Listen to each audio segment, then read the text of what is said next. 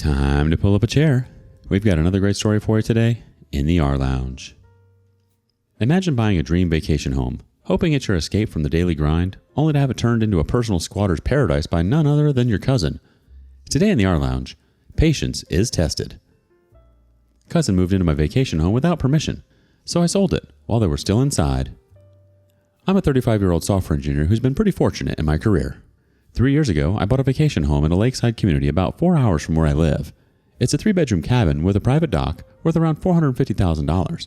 I visit quarterly for maintenance and occasional weekend getaways when I need to decompress from work stress.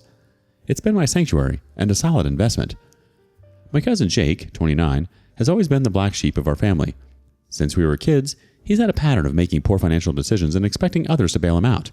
He dropped out of college after blowing through his college fund in a single semester, has been fired from multiple jobs for attendance issues, and has a history of borrowing money from family members that never gets repaid. Despite all of this, our family keeps giving him chances because he's family and he's just going through a rough patch. That rough patch has lasted over a decade now. I got a call from a neighbor near the vacation home saying they'd noticed lights on and people moving around my property. I confirmed I hadn't authorized anyone to use the place and thanked them for letting me know. I was immediately suspicious that Jake might be involved since he'd been asking about the property recently, claiming he wanted to rent it sometime. I drove out the next day to investigate. When I pulled up to the cabin, I saw Jake's beat-up Honda in the driveway along with another car I didn't recognize. I used my key to enter and found him, his girlfriend Melissa, and their dog fully moved in. They had rearranged furniture, hung pictures on the walls, and were clearly not just visiting. He acted like it was no big deal when I walked in. He casually greeted me with, "Hey man, what brings you here?" as if I was the one intruding. When I asked what the hell he was doing in my house, he said he thought it would be fine since the place sits empty most of the time. He explained he'd been laid off from his latest job and lost his apartment, so he needed a place to stay temporarily. By temporarily, I later found out he meant indefinitely. I spent the night at the cabin to assess the situation, and it was worse than I initially thought. There was damage everywhere. Cigarette burns on the couch I'd just bought last year, wine stains on the carpet, scratches on the hardwood floors from their dog.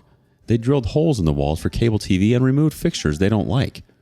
My storage room had been ransacked and several expensive tools and electronics were missing. When I confronted Jake about the damage, he shrugged it off as minor wear and tear, and he said he'd fix it eventually. I told him they needed to leave immediately, but he became defensive, claiming they had nowhere to go and asking for just a few more weeks. Against my better judgment, I agreed to give them 1 week to find alternative housing. After returning home, I consulted with a lawyer about the situation. That's when I learned Jake could potentially claim squatter's rights if I allowed him to stay too long. The lawyer advised sending a formal eviction notice despite our family relationship.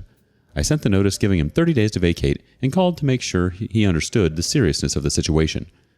He became hostile on the phone, accusing me of being heartless and abandoning family when they need help. Later that day, his girlfriend Melissa called me crying, pleading for more time and promising they'd take better care of the place. I stood firm on the 30-day timeline. Within days, I started getting calls from various family members. Jake had apparently been contacting everyone, painting himself as the victim of my greed. My parents suggested I should be more generous with my extra property since I didn't really need it. No one seemed concerned about the damage or the fact that he had broken in and was living there without permission. I drove back to check on the property a week later and discovered Jake had invited 2 more friends to live there. The condition had deteriorated even further. Empty beer bottles everywhere, more damage to the walls, and the place reeked of marijuana. He claimed he was looking for work, but showed no signs of actually leaving. When I reminded him of the eviction notice, he smugly said, "You can't kick us out. We know our rights." The water bill arrived shortly after, showing usage that was off the charts. I called the utility companies and discovered Jake had somehow managed to put some utilities in his own name. Neighbors reported that he had been introducing himself as the owner to local businesses and that strangers were coming and going at all hours, often being loud late into the night. I consulted with my lawyer again, who confirmed that the eviction process will likely take months, especially if Jake contested it, which he seemed determined to do. The lawyer mentioned that selling the property could potentially expedite removing the unwanted occupants, as new owners often have more leverage in these situations. I started seriously considering selling the property. It broke my heart. I loved that cabin and had planned to keep it for decades. But the thought of a prolonged legal battle with Jake, continued damage to the property, and ongoing family drama was becoming unbearable. I contacted a real estate agent to discuss options. She confirmed that selling as is with disclosure of current occupants was possible, but would significantly reduce the sale price. I'd likely take a substantial financial hit, but it might be worth it to resolve the situation quickly and cleanly. After weighing my options, I made the decision to sell.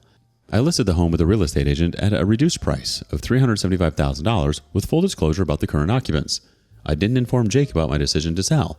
I knew he would only make the process more difficult. Surprisingly, I received an offer within days from an investor who specialized in complicated property situations. He offered $340,000 cash, with a quick closing, and said he had experience handling occupant situations. I accepted the offer immediately. The closing process moved quickly.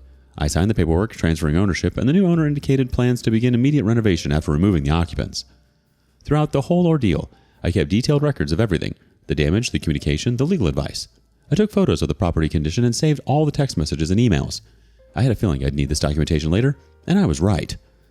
The day after closing, Jake called me in a complete panic. He said some guy had shown up claiming to be the new owner and given them 48 hours to vacate or face legal consequences. Jake demanded to know what was happening. I explained that I had sold the property and the new owner was within his rights to ask them to leave. Jake exploded. He called me every name in the book and threatened legal action for illegal eviction. I reminded him that I had given proper notice weeks ago and that his continued presence was trespassing. I also pointed out that any issues he had now were with the new owner, not me. The next day, Jake and Melissa were forced to pack their belongings. When they returned from gathering boxes, they discovered the locks had been changed. The new owner had security personnel monitoring the property and had placed Jake's belongings in storage with 30-day access. He and his friends moved into a motel and began calling me repeatedly, leaving increasingly angry voicemails. Family members started contacting me as well, expressing shock at my decision to sell without warning. No one seemed to remember that he had broken into my property, caused thousands in damage, and refused to leave when asked. A few days later, I received a formal demand letter from Jake claiming illegal eviction, theft of personal property, emotional distress, and demanding $50,000 in compensation. I forwarded it to my lawyer, who confirmed the property sale was legal and that the new owner's actions were separate from mine. He advised documenting all communication with him going forward. The family drama intensified. At a family gathering, multiple relatives confronted me about my cruel treatment of Jake. There was a heated argument about family loyalty versus personal boundaries. My parents expressed disappointment in my handling of the situation, saying I should have worked something out with him instead of throwing him to the wolves. I defended my decision, citing his history of irresponsibility and the extensive property damage. I showed them photos of the destruction, but many still felt I had overreacted. The family seemed divided between those who understood my position and those who thought my family should come before property rights. Jake took to social media, posting about being homeless because of greedy family, and sharing a one-sided version of events that painted him as the victim. The story gained traction among extended family and mutual friends. I began receiving negative messages from distant connections who only knew his version of events. I received notice that he had filed a small claims court case against me. His claims included illegal eviction, theft of property, and emotional distress. The court date was set for several weeks later. I met with my lawyer to prepare, gathering all my documentation of property ownership, damage, and communications. My lawyer was confident the case would be dismissed since I had followed the legal process by selling the property. Around this time, I learned that Jake and Melissa had separated. He was staying with various friends, unable to secure new housing due to his poor credit and rental history. Melissa contacted me to apologize for the situation and reveal something shocking. His plan all along had been to establish residency and eventually claim partial ownership of the property. She said he had researched adverse possession laws and believed if he stayed long enough, he could legally claim rights to the property. I received an unexpected call from Jake's mother, my aunt, who revealed he had pulled similar stunts with other family members in the past. She apologized for her son's actions and offered to help mediate the situation. We arranged a mediation meeting, but he refused to acknowledge any wrongdoing and insisted I had violated his rights. No resolution was reached, and the court case proceeded as scheduled. I documented the final financial impact of the situation. Property sold at $110,000 below market value. Approximately $15,000 in damage repairs covered in the sale discount. Legal fees of $3,500. Total financial loss of approximately $128,500. The small claims court hearing finally arrived.